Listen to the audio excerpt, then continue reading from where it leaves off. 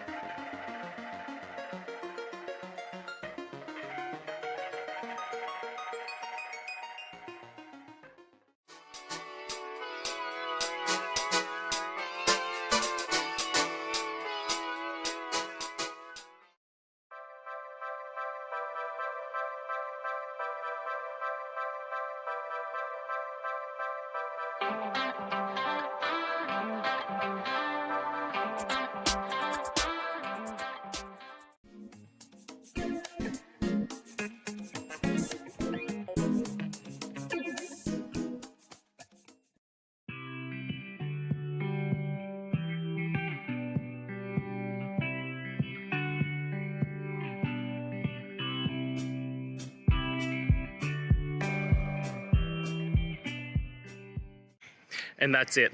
I hope that that's helped find the solution that you're looking for. And if it did, please, I'd appreciate it if you hit the subscribe button. Every time you hit it, it really helps. Now, I'll see you next time you need some technical help. And until then, have a good one.